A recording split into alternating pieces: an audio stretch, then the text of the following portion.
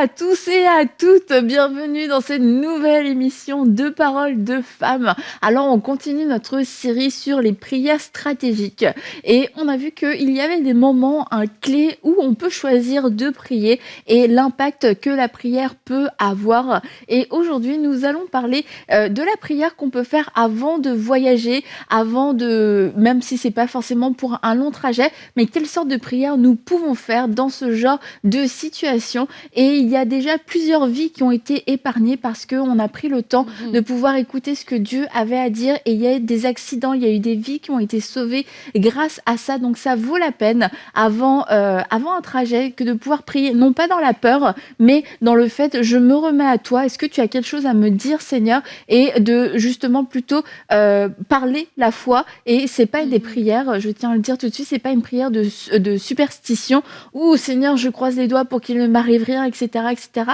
C'est Seigneur, on a un trajet à faire, et puis quelquefois on a des longs trajets à faire. Quelquefois en plus, il y a des personnes parmi vous, peut-être, vous n'êtes pas rassurés quand vous prenez la voiture, quand vous prenez l'avion, quand vous prenez le bateau, le train, etc., etc. Bon, je sais pas trop ce qu'il y a à part tout ça, mais vous êtes peut-être pas rassurés et vous avez besoin de vous remettre au Seigneur pour pas vivre en reclus, parce que on a besoin quelquefois de se déplacer, particulièrement lorsque Dieu nous demande de nous déplacer pour faire des choses spécifiques, et on va voir que on peut se confier en lui aussi pour ce genre de choses. Et Nadine, on va tout de suite commencer avec toi, hein? D'accord. Allez. Attends, il y a l'hélicoptère et le saut en parachute. Et le sous-marin. En parachute. Voilà, merci. C'est pour ça qu'on est une équipe. Donc c'est vrai, la dernière fois que je me suis déplacée en hélicoptère et que j'ai fait un saut en parachute pour rejoindre un sous-marin, j'ai vraiment beaucoup prié et je me suis réveillée. Donc, on va tout de suite commencer avec toi, Nadine, pour répondre à cette question qui va pouvoir aussi nous aiguiller pendant toute cette émission. Une question dans Allô les filles, quelle prière puis-je faire avant de faire un déplacement? Demande Alina d'Allemagne. Oui, donc cette question par rapport à un déplacement, j'aimerais d'abord préciser que ça dépend. En fait, si tu fais un déplacement pour un voyage ou pour du travail, en tout cas, il y a l'importance de prier avant cela. Et dans la parole de Dieu, on voit plusieurs fois des personnes qui doivent faire quelque chose, aller, des fois même c'est parce qu'ils devaient aller en guerre, des fois ils devaient aller juste faire un déplacement. Ils se recommandaient entre les mains de Dieu et le Seigneur répondait. Et une histoire en particulier, c'est l'histoire du serviteur d'Abraham, que j'aime beaucoup, c'est dans Genèse. Je vais vous lire ensemble Genèse 24, les versets 12 à 14. La Bible dit, donc le serviteur dit, l'Éternel Dieu de mon Seigneur Abraham, fais-moi, je te prie, rencontrer aujourd'hui ce que je désire et use de bonté envers mon Seigneur Abraham. Voici, je me tiens près de la source d'eau et les filles des gens de la ville vont sortir pour puiser de l'eau. Que la jeune fille à laquelle je dirai, penche ta cruche, je te prie, pour que je boive, et qui répondra, bois, et je donnerai aussi à boire à tes chameaux, soit celle que tu as destinée à ton serviteur Isaac. Et par là, je connaîtrai que tu uses de bonté envers mon Seigneur. Alors, avant de faire un déplacement, les types de prières que vous pouvez faire, c'est d'abord prier pour partir avec la protection divine. Priez de partir avec la protection divine, parce que partir sur un trajet est une chose, revenir est une autre. Et donc, vous pouvez aussi prier pour recommander déjà juste le trajet entre les mains de Dieu, de prier pour qu'une légion d'anges vous accompagne. La Bible dit, voilà, c'est ça, les anges, ils ont un travail, un ministère à faire auprès de nous. Et priez, voilà, qu'une légion d'anges vous accompagne sur votre trajet. Priez aussi qu'une fois que vous êtes arrivé, pour le succès du déplacement pour lequel vous êtes déplacé. La Bible dit justement plus tard dans ce passage-là, au verset 39, « J'ai dit à mon Seigneur, peut-être la femme ne voudra pas me suivre. Et il m'a répondu, l'Éternel devant qui j'ai marché enverra son ange avec toi et fera réussir ton voyage. Et tu prendras pour mon fils une femme de la famille et de la maison de mon père. » Donc, ça veut dire qu'on peut aussi prier pour que notre voyage puisse réussir, pour qu'il y ait la faveur de Dieu. Donc, pour votre déplacement, vous priez aussi pour pouvoir faire des bonnes rencontres. Si vous êtes déplacé, par exemple, pour des vacances, priez pour que ce soit des vacances reposantes, vraiment que dans ce temps-là, le temps que vous allez avoir avec vos enfants, votre mari, votre femme, soit un temps qui est qualitatif. Si c'est un voyage, un déplacement pour un travail, mais priez que vraiment ce que vous allez pouvoir y faire puisse porter du fruit. Donc, c'est vraiment important de prier pour que Dieu nous accompagne aussi dans la mission pour laquelle on va, et prier finalement pour que l'atmosphère du lieu où on se trouve nous soit favorable.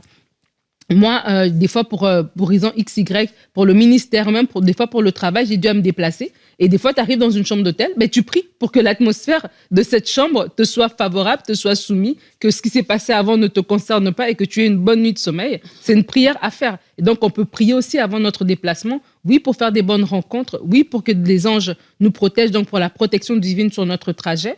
Oui, pour que le but pour lequel on se déplace soit atteint, que ce soit un but de loisir ou un but de travail. Et quatrièmement, pour que l'atmosphère de l'endroit où on est nous soit soumise, qu'on soit agréable, que vraiment, où on arrive, peu importe où on va, que vraiment, spirituellement, on n'est pas à vivre des oppressions, à vivre des attaques, mais vraiment que les éléments nous soient favorables. Et c'est ça des différents types de prières qu'on peut faire avant de se déplacer.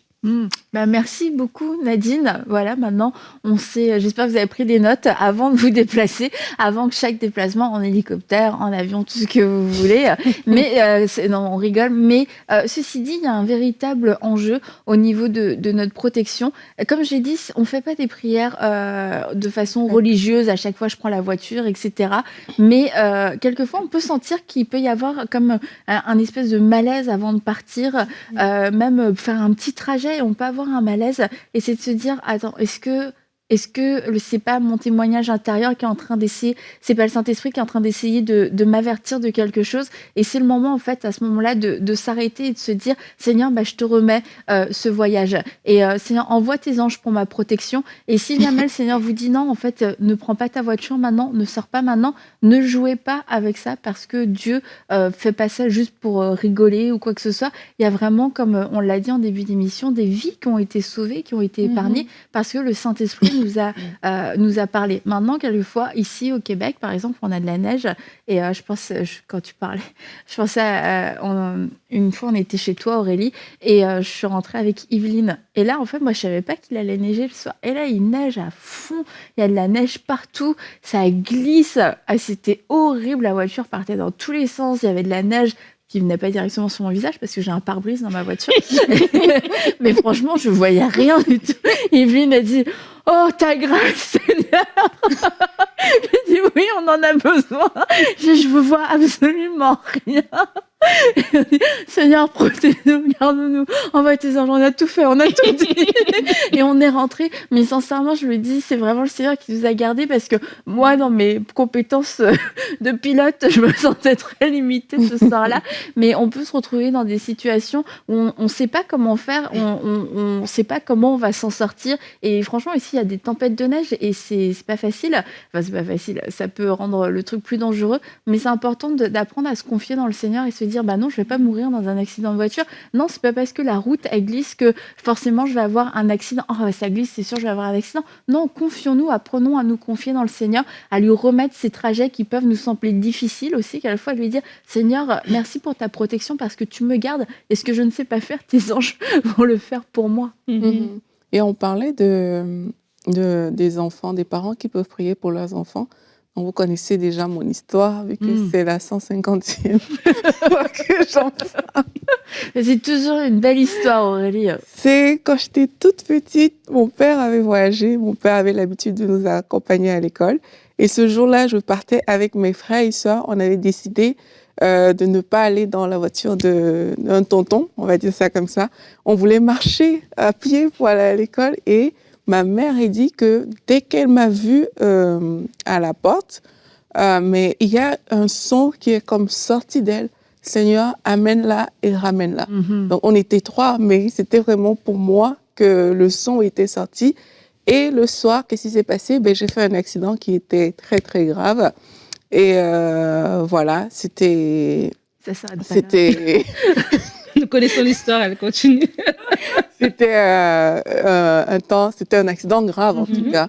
Et beaucoup, on ne s'attendait même pas à ce que je me rétablisse aussi vite et aussi bien. Mais par la suite, bien sûr, vous me voyez devant vous, donc je suis vivante.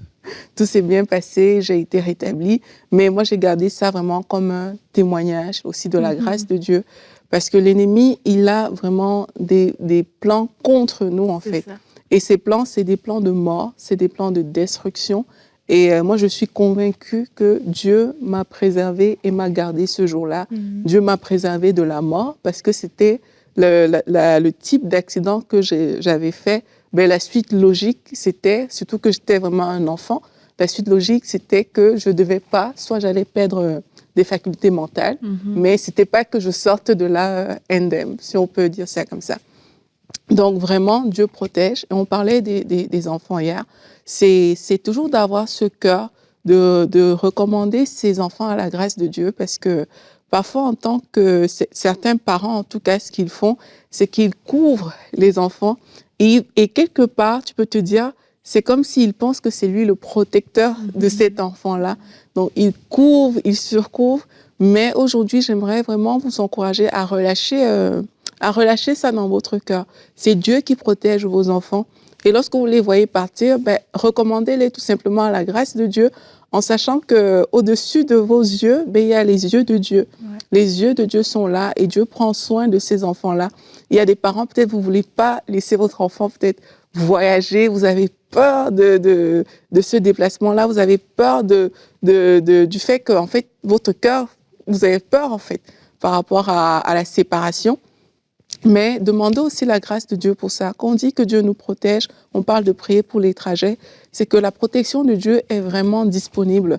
Et je m'adresse particulièrement aux parents, la protection de Dieu est disponible pour vos enfants. Alors que vous les recommandez à la grâce de Dieu, sachez que Dieu va faire concourir les circonstances. Même si vous apprenez une nouvelle, comme ce jour-là, ma mère a vraiment appris une nouvelle qui était difficile, mais sachez que la grâce de Dieu est toujours disponible pour le faire. Pour la petite histoire, ma mère dit que ce jour-là, elle n'arrivait pas, elle avait des obligations, mais elle n'arrivait pas à le faire. Mais elle ne comprenait pas, elle n'arrivait pas à rester à la maison, pourtant elle devait sortir ou des choses comme ça. Tu vois, il y avait un travail en fait que le Seigneur était en train de faire, que nous on ne voyait peut-être pas comme ça, mais il y a eu protection divine. Donc je vous encourage à confier vos enfants entre les mains de Dieu, à vous décharger vraiment de ce fardeau que oui, en tant que parent, vous pouvez avoir, cette petite peur dans le cœur de laisser aller cet enfant-là. Déchargez-vous de cette chose-là en ayant confiance à Dieu, que Dieu est le Dieu qui protège et il prendra soin de votre enfant où qu'il soit. Et il y a le pasteur Charles Talingano qui raconte cette histoire. Il se retrouvait dans un avion, il partait en Corée et il a commencé à avoir plus que des turbulences. En fait, le pilote a perdu le contrôle de l'avion et il raconte qu'à ce moment-là, alors que tout le monde était en train de prier son Dieu et tout ça, et si vous avez l'occasion de pouvoir écouter sur Internet, il le raconte vraiment extrêmement bien. Comme il dit que lui, il s'est endormi. À ce moment-là, il s'est endormi. Et alors qu'il s'est endormi, il a vu sous l'avion un ange tenir l'avion d'un seul doigt. Et il a vu sur l'avion un autre ange avec des ailes déployées. Et du coup, il avait la certitude que l'avion n'allait pas se scratcher. Et il s'est réveillé, c'est ça, il s'est réveillé et là il s'est mis à chanter à toi la gloire, on ressuscité, à toi la victoire pour l'éternité. Et en fait, l'avion après s'est remis normalement et le pilote de l'avion l'a fait venir, l'a fait appeler parce qu'il lui a dit mais vous êtes qui en fait? Vous êtes qui? Parce qu'au moment où vous avez commencé à chanter, c'est le moment où on a repris le contrôle de l'avion. Et tu te dis, alors que l'avion était clairement en train de se... Comment on dit? De se... Cracher. C'est ça le vrai mot? Ouais. Ok, d'accord. Et de tomber.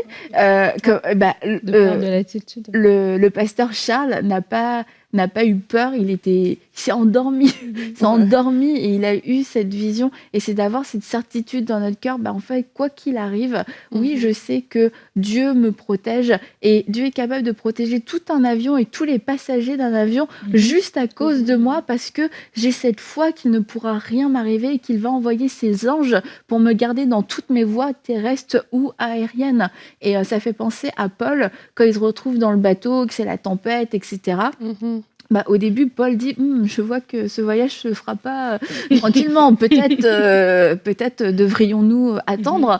Et ça, lui, il n'avait pas le choix parce qu'il était soumis à d'autres personnes. Mais quelquefois, c'est ça en fait, c'est le sentiment qu'on peut avoir, c'est ce témoignage intérieur, c'est-à-dire je sens qu'il y a quelque chose, ce serait mieux d'attendre. Bon, Paul, on l'a pas écouté, malheureusement, mais après, une fois dans la tempête, et là, c'est la panique totale, ce que Paul dit, je trouve ça intéressant, c'est un ange m'est apparu et il a dit, oui, tu dois comparaître, alors personne ne périra sur ce bateau. En gros, personne n'allait périr sur ce bateau à cause de Paul. C'était pas à cause de l'équipage, à cause de quoi que ce soit. Et c'est non seulement parce qu'en fait, tu te dis, je suis dans un avion, c'est pas moi le pilote. Enfin, franchement, je suis qui parmi tant d'autres? On est un enfant de Dieu, on est la prunelle de ses yeux. Et oui, il peut envoyer ses anges, comme le pasteur Charles l'a vu tenir l'avion d'un seul doigt, et d'avoir cette certitude au milieu même d'un avion qui est en train de se planter. Dieu envoie ses anges et il peut sauver tout le monde juste à cause de moi. Et c'est pour ça que j'aime trop ce témoignage. Je trouve ça tellement beau, en fait. Moi, je parlais à un homme de Dieu qui voyage beaucoup et qui a peur. Ça va être dur. Qui a peur de l'avion, en fait. Mais en fait, il passe par-dessus, entre guillemets, sa peur à chaque fois parce que voilà, il est amené à voyager.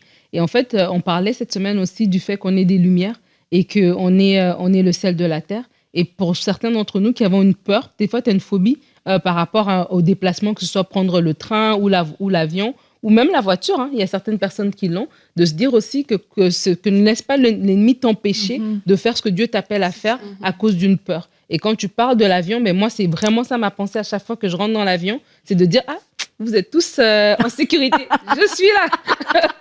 Parce que je sais que Dieu me garde, parce que je sais que je me déplace pour servir le Seigneur, et il est avec moi, en fait. Et vraiment, c'est pour appuyer là-dessus. Des fois, on a des peurs qui proviennent peut-être parce qu'on a perdu quelqu'un, voilà, dans un accident de voiture. Peut-être nous-mêmes, on a fait un accident de voiture, on a du mal à reprendre le volant, mais vraiment d'enlever ces peurs-là, de savoir que la protection divine fait partie aussi de notre héritage, fait partie de ce que nous avons droit, de ce que nous avons en tant qu'enfants de Dieu, que dans le monde invisible, comme Élisée a fait cette prière avec son serviteur, que si nos yeux s'ouvraient, on verrait qu'il y a tellement une légion d'anges autour de nous pour nous garder, nous protéger, pour garder notre pas, pour pas que notre pied chancelle. Donc vraiment, quand vous sortez, si vous avez peur, vraiment particulièrement, vous avez peur de prendre l'autoroute. Je connais des gens qui ont eu des permis de conduire et qui ont commencé à conduire par étapes. Ils ont d'abord fait les petites rues avant de faire l'autoroute. Je me dis, mais t'as un permis pour partout. Mais bon, bref.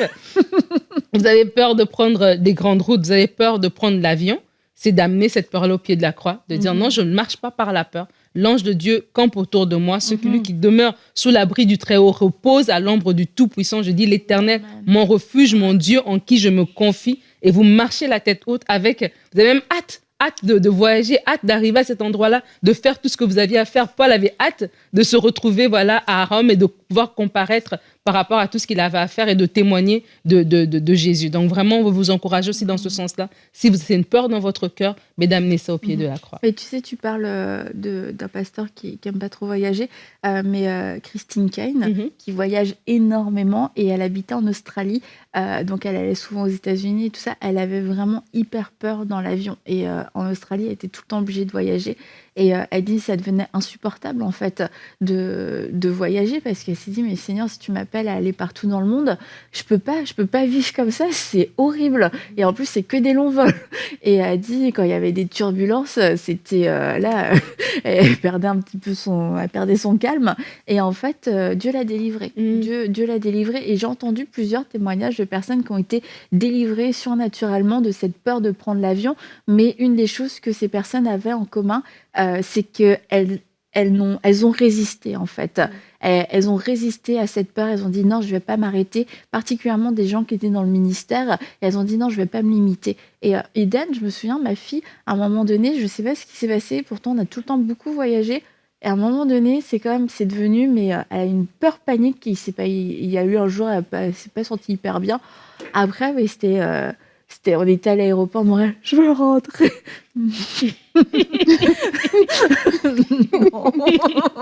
Non, on a payé le billet d'avion, on va le prendre.